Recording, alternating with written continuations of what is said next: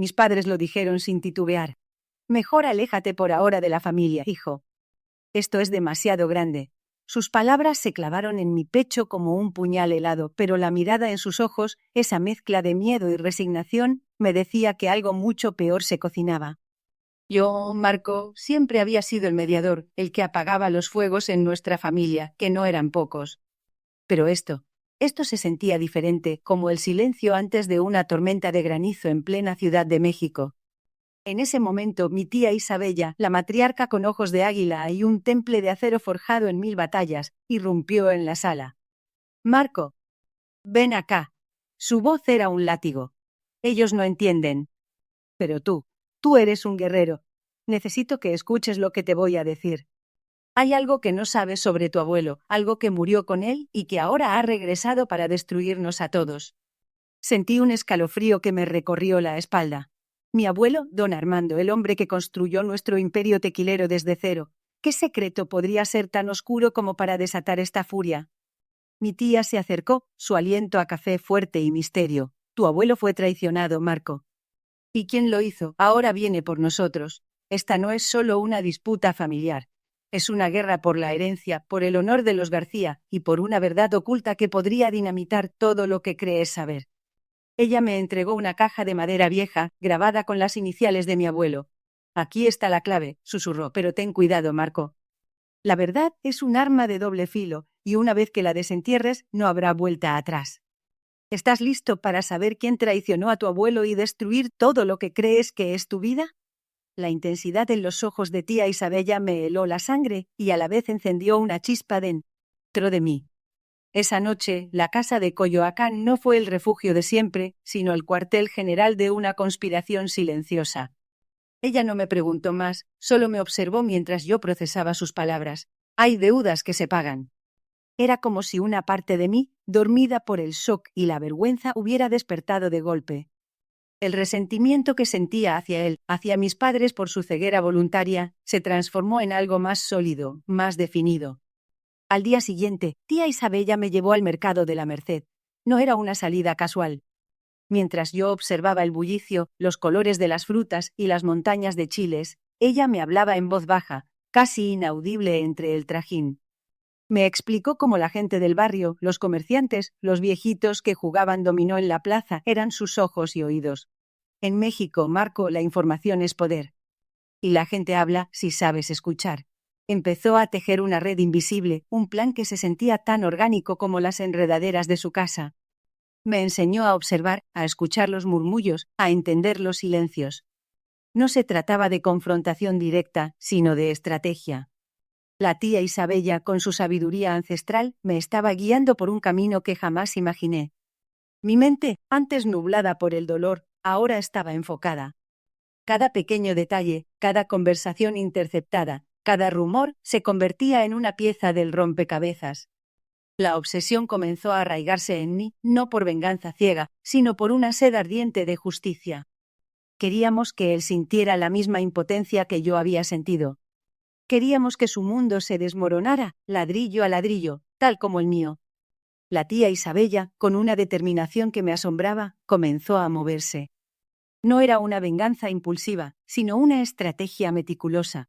Ella con Oc, y a los hilos invisibles que movían nuestra sociedad, las conexiones familiares, los negocios turbios, los secretos guardados bajo llave.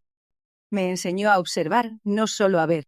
Me mostró cómo la información, en manos correctas, era más poderosa que cualquier grito. Juntos empezamos a tejer una red. Recuerdo las tardes en su estudio, Marco, rodeados de mapas mentales y recortes de periódico. Cada llamada telefónica, cada visita a un viejo conocido era un paso más en nuestro plan. La tía Isabella me explicó que el dinero era su debilidad más grande, el talón de Aquiles de un hombre que se creía intocable. Si queríamos desmoronar su mundo, debíamos atacar su fuente de poder, sus negocios ilegales de importación y exportación que, bajo la fachada de una empresa legítima, ocultaban un entramado de corrupción. Mi papel, me dijo, era ser sus ojos y oídos. Debía aprender a moverme en las sombras, a escuchar sin ser escuchada, a recopilar datos sin levantar sospechas.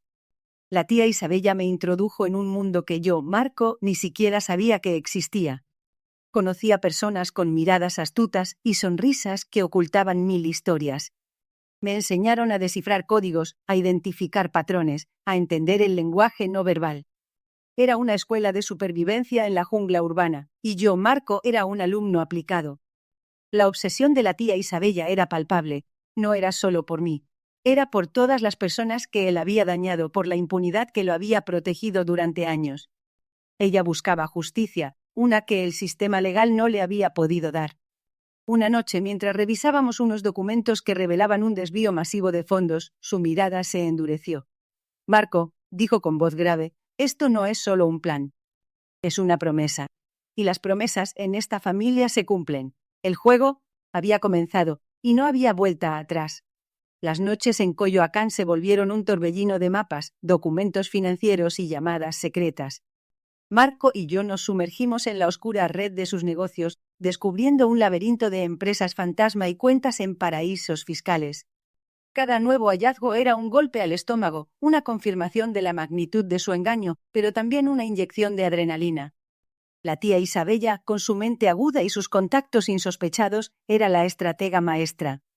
Yo era su sombra, su extensión, el que desenterraba los secretos más sucios. Un día, mientras revisaba unos viejos periódicos empolvados, encontré una fotografía. Era él, sonriente en un evento benéfico, y a su lado una mujer que reconocí de inmediato, la abogada que había manejado el caso de mis padres, la que había asegurado que no había pruebas suficientes para actuar. Una punzada helada me recorrió la espalda. No era solo negligencia, era complicidad. La traición se extendía como una mancha de tinta. Se lo mostré a Marco, y sus ojos se encendieron con una furia silenciosa. Esto cambia todo, murmuró Marco, apretando la fotografía con sus dedos. No solo es él. Hay más gente involucrada, gente que se benefició de su impunidad. La obsesión por la justicia se transformó en una necesidad ardiente de exponer la verdad completa. La tía Isabella asintió, su rostro serio. Entonces, Marco, el plan debe ser más grande. No solo caerá él, sino todos los que lo protegieron. El siguiente paso nos llevó a un viejo archivo municipal, un lugar olvidado lleno de polvo y papeles amarillentos. Necesitábamos una prueba irrefutable, algo que lo vinculara directamente a un desfalco mayor, una que no pudiera ser desestimada. Las horas pasaron entre cajas de documentos, el aire denso y pesado. De repente Marco lanzó un grito ahogado. Había encontrado lo que buscábamos. Un recibo, un documento firmado por él, con una cantidad exorbitante y una cuenta bancaria ligada a la abogada. La pieza final del rompecabezas estaba en nuestras manos. La confrontación era inminente. El pulso me martilleaba en las sienes mientras Marco y yo nos dirigíamos a la oficina de su abogado. Cada paso era una cuenta regresiva hacia el momento que había esperado y temido desde que la tía Isabella me había abierto los ojos. La prueba, ese recibo contundente, quemaba en mi mano. Era la llave que abriría la jaula de mi silencio. Al entrar, el aire se tensó. Él estaba allí, sentado frente al escritorio de su abogado, con esa sonrisa cínica que siempre me había provocado náuseas. Marco apretó mi brazo, su mirada una mezcla de apoyo y advertencia. La tía Isabella a mi lado se mantuvo impasible, pero sentí su energía, una fuerza silenciosa que me recordaba que no estaba solo. El abogado, un hombre de aspecto severo, nos invitó a sentarnos. Mis manos temblaban, pero esta vez no era por miedo, sino por la furia contenida. No era el mismo Marco asustado que se había escondido en la casa de la tía Isabella. Había renacido de las cenizas de mi propia traición. Tenemos pruebas de un desfalco, dijo la tía Isabella con voz calmada, pero sus palabras resonaron como un trueno. Él rió, una risa hueca y despectiva. ¿Pruebas? ¿De qué hablan estas personas? Fue entonces cuando Marco me hizo una señal. Con la voz firme, que no sabía que poseía, saqué el recibo. Lo deslicé por la mesa, justo frente a él. Sus ojos se abrieron de par en par, la sonrisa se le borró del rostro. La abogada, que lo acompañaba, lo tomó y su expresión se endureció. El silencio se hizo ensordecedor. La verdad, finalmente estaba desnuda. Su rostro se contorsionó en una mueca de incredulidad y pánico. La justicia, por fin, comenzaba a asomarse. El pánico en sus ojos era una victoria más dulce que cualquier disculpa. La abogada, con el recibo en la mano, se inclinó para susurrarle algo. Él negó con la cabeza, desesperado, pero la evidencia era irrefutable. La tía Isabella, observando desde la mesa, asintió con una expresión que decía: «Te lo dije, Marco. Hay cosas que no se perdonan». No hubo gritos ni forcejeos. La verdad era un arma más potente. La abogada se puso de pie, su voz firme, articulando las consecuencias legales de su engaño. Él intentó balbucear excusas, pero sus palabras se ahogaban en su propia cobardía.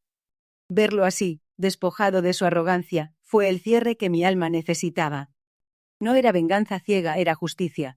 Mis padres, sentados al otro extremo de la mesa, me miraban con una mezcla de sorpresa y vergüenza. Por primera vez no vi el miedo al que dirán, sino el reconocimiento de su propia ceguera. Se acercaron a mí después con los ojos húmedos. No hubo necesidad de palabras. Su abrazo lo dijo todo. Habían elegido el silencio por miedo, pero ahora el silencio se había roto. La tía Isabella me tomó de la mano. «Lo lograste, Marco», susurró. «Recuperaste tu voz». Y era cierto.